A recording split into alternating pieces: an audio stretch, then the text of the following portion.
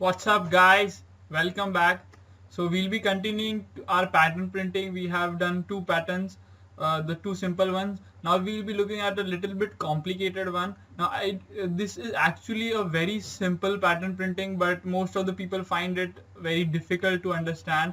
Now this is what the pattern looks like. Basically, you have few spaces over here, and then you have your star printing.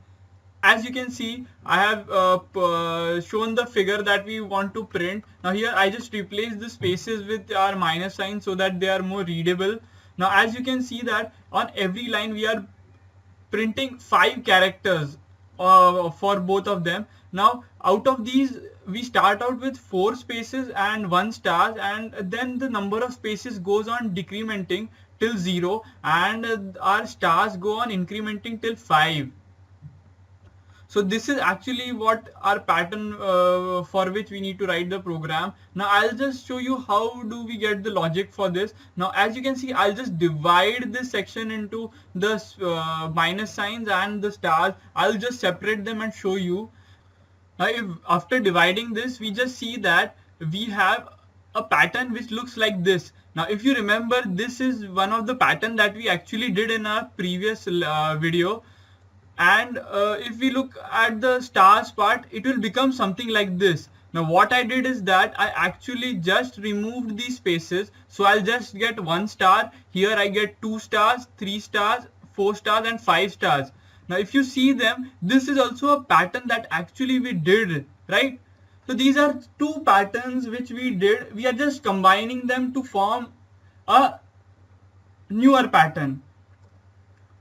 So if we look at it, we look now from the programming perspective. Now in the first line we start out, if we have to print, say suppose 5 lines. So we'll start out with 4 stars and go on up till 0 or 1, you can say. You can go up till 1 or 0, that's not a problem. Now you can see that if we have, suppose if we had say 100 rows to print. Now on the first line we would have 99 of these dashes, and on say your next line we would have 98 dashes. Okay, so we actually start out with one less than the number of rows we want to print. And if you look at the logic for this, I hope you know the logic for this, right? This is the same. We start out with 1 stars and go on incrementing till the number of rows. So I hope the logic has just kicked into your mind.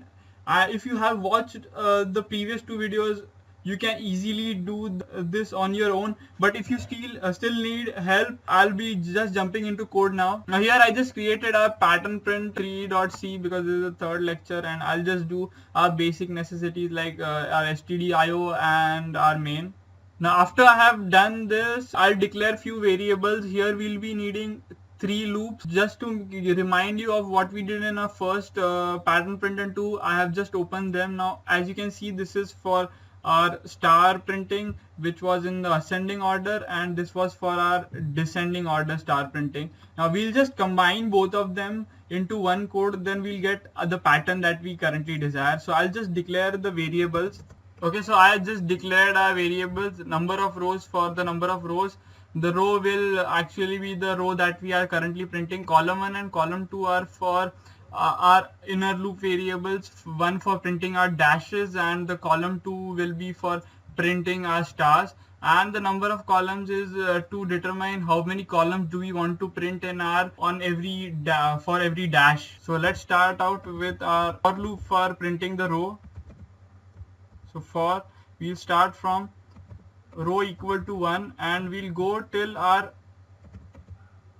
row is less than or equal to the number of columns that we want to print. Now that we have done with our row for printing each row, now we had to look at our columns. Now here we have 2 characters to be printed in our columns, so they will be residing in different for loops. First, I'll just say that suppose the number of rows to be printed is say 5, and so the number of dashes that we want to start out with will be 4, right?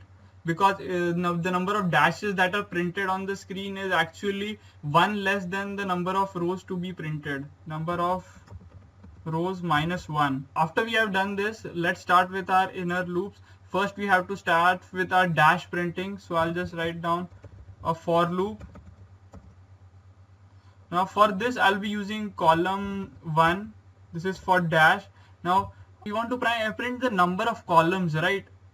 So for the dashes, we start out with one less than what number of rows we want to print. So this number of columns is actually telling us how many number of columns we want to print. So I'll just say it should start from 1 and go up till it is less than or equal to the number of columns.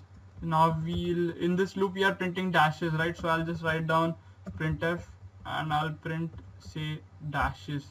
Now if you remember that, or as we go down the column, the dashes to be printed reduces by 1. So we need to decrement this number of columns by 1, right?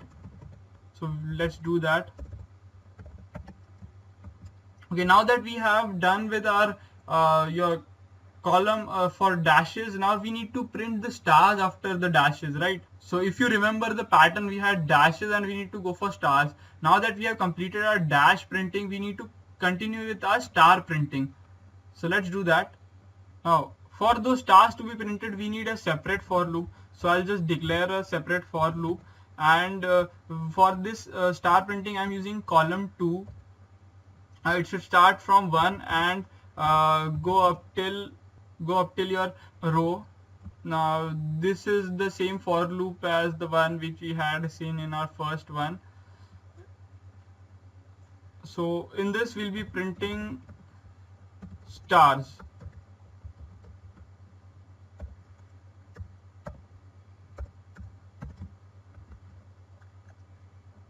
Now that we have done with our dashes and stars, after completing a dash and a star that are to be printed on a particular row, then we'll actually need to go to the next line, right? So we need to have a print statement to go to the next line.